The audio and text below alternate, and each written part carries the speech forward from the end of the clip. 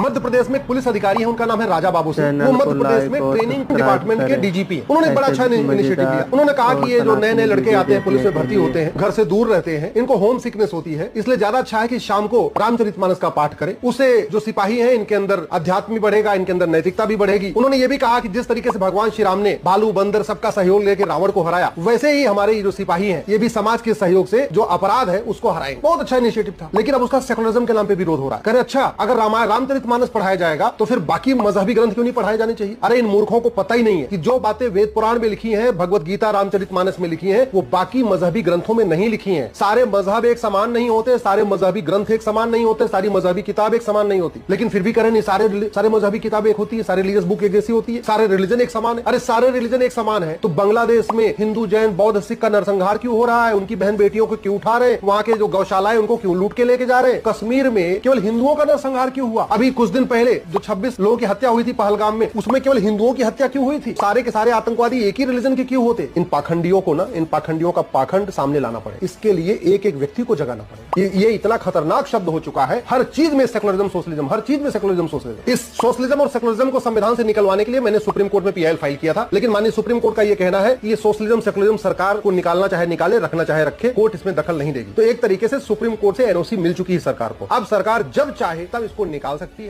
मध्य प्रदेश में पुलिस अधिकारी है, उनका नाम है राजा बाबू सिंह। वो मध्य प्रदेश में ट्रेनिंग डिपार्टमेंट के डीजीपी हैं। उन्होंने बड़ा अच्छा इनिशिएटिव लिया। उन्होंने कहा कि ये जो नए नए लड़के आते हैं, पुलिस में भर्ती होते हैं, घर से दूर रहते हैं, इनको होम सिकनेस होती है, इसलिए ज्यादा अच्छा है कि शाम को रामचरितमानस का पाठ करें। उससे जो सिपाही हैं, इनके अंदर अध्यात्म भी बढ़ेगा, इनके अंदर नैतिकता भी बढ़ेगी। उन्होंने ये भी कहा कि जिस तरीके से भगवान श्री राम ने भालू बंदर सबका सहयोग लेकर रावण को हराया, वैसे ही हमारे जो सिपाही हैं, ये भी समाज के सहयोग से जो अपराध है उसको हराएंगे। बहुत अच्छा इनिशिएटिव था, लेकिन अब उसका सेकुलरिज्म के नाम पे विरोध हो रहा है। कह रहे अच्छा, अगर रामचरितमानस पढ़ाया जाएगा तो फिर बाकी मजहबी ग्रंथ क्यों नहीं पढ़ाए जाने चाहिए? अरे इन मूर्खों को पता ही नहीं है कि जो बातें वेद पुराण में लिखी हैं, भगवत गीता रामचरितमानस में लिखी हैं, वो बाकी मजहबी ग्रंथों में नहीं लिखी हैं। सारे मजहब एक समान नहीं होते, सारे मजहबी ग्रंथ एक समान नहीं होते, सारी मजहबी किताब एक समान नहीं होती। लेकिन फिर भी करें नहीं, सारे मजहबी किताबें एक होती है, सारे रिलीजियस बुक एक जैसी होती है, सारे रिलीजन एक समान है। अरे सारे रिलीजन एक समान है तो बांग्लादेश में हिंदू जैन बौद्ध सिख का नरसंहार क्यों हो रहा है? उनकी बहन बेटियों को क्यों उठा रहे? वहां के जो गौशाला है उनको क्यों लूट के लेके जा रहे? कश्मीर में केवल हिंदुओं का नरसंहार क्यों हुआ? अभी कुछ दिन पहले जो 26 लोगों की हत्या हुई थी पहलगाम में, उसमें केवल हिंदुओं की हत्या क्यों हुई थी? सारे के सारे आतंकवादी एक ही रिलीजन के क्यों होते? इन पाखंडियों को ना, इन पाखंडियों का पाखंड सामने लाना पड़े। इसके लिए एक एक व्यक्ति को जगाना पड़े। ये इतना खतरनाक शब्द हो चुका है। हर चीज में सेकुलरिज्म सोशलिज्म, हर चीज में सेकुलरिज्म सोशलिज्म। इस सोशलिज्म और सेकुलरिज्म को संविधान से निकलवाने के लिए मैंने सुप्रीम कोर्ट में पीआईएल फाइल किया था, लेकिन माननीय सुप्रीम कोर्ट का यह कहना है कि ये सोशलिज्म सेकुलरिज्म सरकार को निकालना चाहे निकाले, रखना चाहे रखे, कोर्ट इसमें दखल नहीं देगी। तो एक तरीके से सुप्रीम कोर्ट से एनओसी मिल चुकी है सरकार को। अब सरकार जब चाहे तब इसको निकाल सकती है।